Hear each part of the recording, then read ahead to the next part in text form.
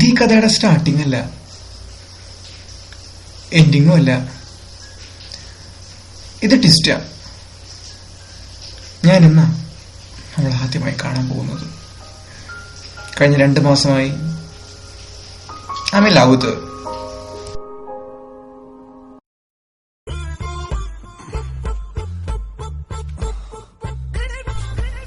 സാധാരണ ദിവസങ്ങളെ പോലെ FBയിലെ ഫ്രണ്ട് ലിസ്റ്റ് നോക്കി ഗേൾസുമായിട്ട് ചാറ്റ് ചെയ്തിരുന്ന ദിവസം അന്നാണ് ആ ട്വിസ്റ്റ് നടന്നത്. എന്തൂട്ട് FB എല്ലാ ദിവസവും ഒരേ മീര, അഞ്ജു, ദിവ്യ, ദീപ ഇവറ്റോടൊക്കെ ചാറ്റ് ചെയ്ത് എനിക്കും അടുത്ത്. നല്ലൊരു പെങ്കൊച്ചിനെ കിട്ടിയിട്ട് എത്ര നാളായി. ബഡി ഒരു ഫ്രണ്ട് റിക്വസ്റ്റ് ഇങ്ങോട്ട് വന്നേക്കണ്, അതും പെണ്ണ്. ബഡിയോ ഓൺലൈനിലുണ്ട്, ഒരു ഹായ് ആയിക്കട്ടെ. ചെയ്. അളിയാ റിപ്ലൈ വന്നേക്കണ്, ഹലോന്ന്. മുഞ്ചത്തിയാണോ? മൊഞ്ചത്തെയാണോന്നാ? ഓളുടെ പേരെന്താ? പേര് ഫ്രണ്ട് റിക്വസ്റ്റ് അയക്കാനാ പന്നി. ഈ റിക്വസ്റ്റ് അയക്കാനല്ലേ? അങ്ങനെ ഇപ്പൊ നീ അയക്കണ്ട. ഇപ്പൊ നമ്മൾ ഔട്ടായി. ശരി ശരി, ഇവളെ ഞാൻ ഒറ്റയ്ക്ക് വളച്ചോളാം മോനെ. അങ്ങനെ അവളെ ഞാനും ഒടുക്കത്തെ ചാറ്റിംഗ് ആയി. പതിയെ പതിയെ ഞാൻ അവളുമായി അടുത്തു, ഇഷ്ടത്തിലായി.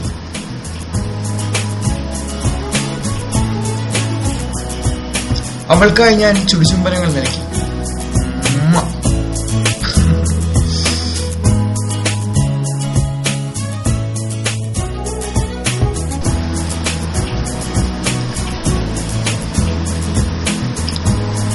ഊണിലും ഉറക്കത്തിൽ പോലും ഞാൻ ആ ചാറ്റിംഗ് തുടർന്നു. അടിയാ അങ്ങമാനുണ്ടാ. അങ്ങനെ ഒരിക്കൽ ഉസ്താദ് ഹോട്ടൽ കണ്ടുകൊണ്ടിരിക്കുമ്പോഴാണ് ആ ട്വിസ്റ്റ് നടന്നത്.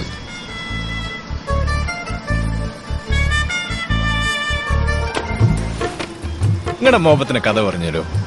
അടിയ അനക്കുണ്ടായിരുന്ന ഇതുപോലൊരു മോഹത്ത് ഉണ്ടായിരുന്നോ?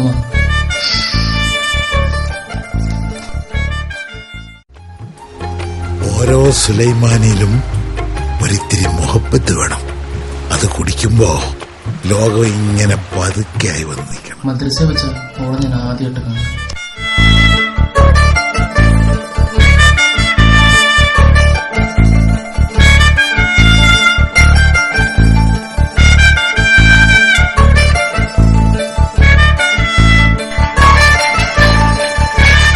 അങ്ങനെ ഓളും ഞാനും ഒന്നായി.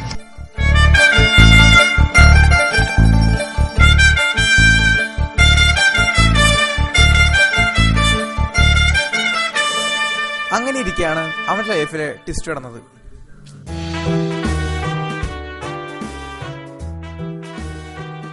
അങ്ങനെ ദുബായിലുള്ള ഉമ്മാന്റെ ആങ്ങള എന്നെ കാണുന്നു. ദുബായ് ഹംസ.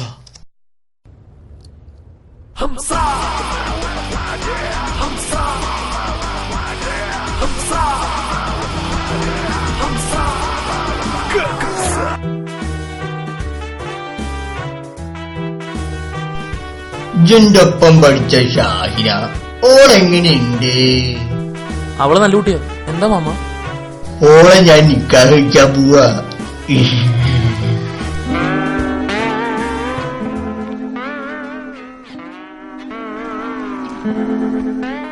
ഓളിപ്പന്റെ അമ്മായി ഓൾക്കൊരു കുട്ടിയുണ്ട്.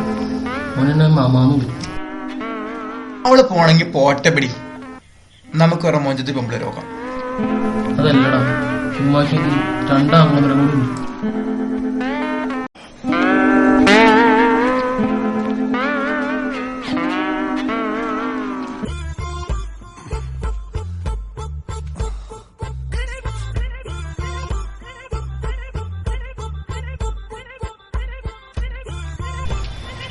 പുറത്തു പോയിട്ട് വരാം.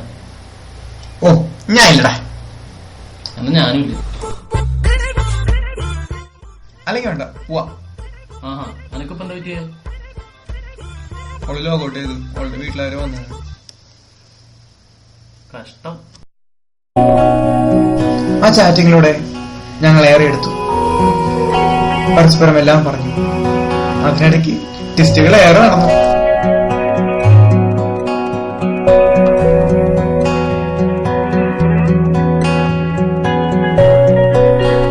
മുൻപ് പല പെണ്ണുങ്ങളോടും ചാറ്റ് ചെയ്തിട്ടുണ്ടെങ്കിലും ഇവരോട് ഒരു പ്രത്യേക അടുപ്പം എനിക്ക് ഫീൽ ചെയ്തു.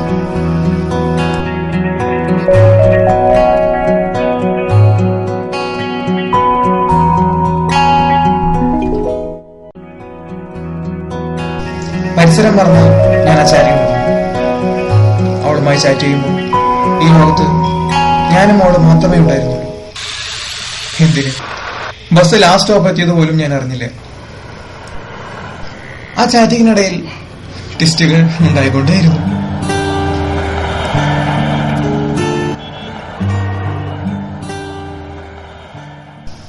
ഈ ലോകത്ത് എനിക്ക് ഷെയർ ചെയ്യാനും എന്നെ ഒരുപാട് കെയർ ചെയ്യാനും എനിക്കൊരാളെ കിട്ടി.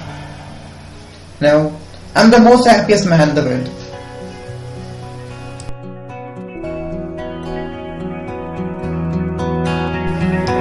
അവൾ എന്റേതായി, എന്റെ മാത്രം.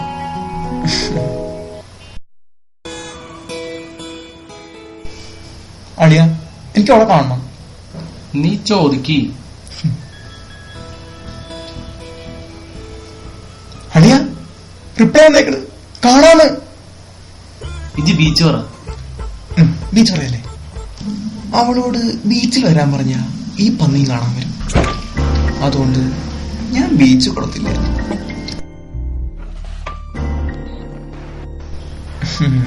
ആ ബീച്ച് കൊടുത്തോടാ. അതെ, ഇന്നാണ് ആ ദിവസം. അവളെ ആദ്യമായി കാണാൻ പോകുന്നു. സമയം പോകുന്തോറും ആ ആകാംക്ഷ കൂടിക്കൂടി വരുന്നു. അതെ, അവളെ പറ്റിയുള്ള സങ്കല്പങ്ങൾ ഇന്ന് പൂവണിയാൻ പോകുന്നു. സമയം പോകുന്നോറും എന്റെ ഹൃദയമെടുപ്പ് കൂടിക്കൂടി വരുന്നു. അവളെ കാണാനായി എന്റെ ഹൃദയം വെമ്പുന്നു. കൃത്യനിഷ്ഠ ഇത്തിരി കുറവാണെന്ന് തോന്നുന്നു. അതൊക്കെ ഒരു പ്രശ്നമാണ്. അതൊക്കെ ഞാൻ ശരിയാക്കി എടുത്തോളാം. ഇന്ദുലേ കുറച്ച് നേരത്തെ യൂസ് ചെയ്യായിരുന്നു. ഐഡിയ ഉണ്ട്.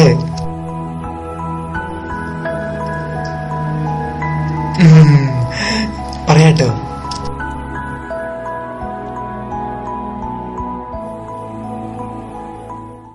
പെട്ടെന്നാണ് ആ ടെസ്റ്റ് വരുന്നത്. അവളുടെ മെസ്സേജ് അവളെന്റെ തൊട്ടുപുറകിലുണ്ട്. ഈശ്വരാ, മിന്നിച്ചേക്കണേ.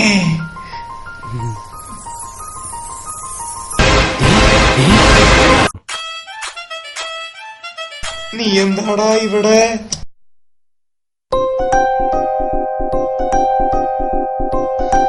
അതെ, ഇത്രയും കാലം ഞാൻ കൊടുത്തിരുന്ന ചുടുചുംബനങ്ങൾ ആ വഞ്ചകനായിരുന്നു കിട്ടിക്കൊണ്ടിരുന്നത്. പന്നി. ശവം.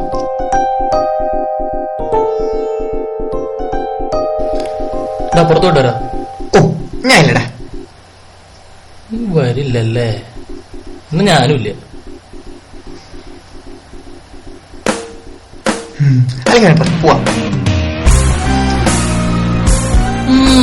നമ്മുടെ അടുത്ത കളി. അളിയ റിപ്ലൈ വന്നേക്കണ്, കാണാന്ന്. ഇജ് ബീച്ച് പറ. നീ ബീച്ച് കൊടുത്തൂലേ? പന്ന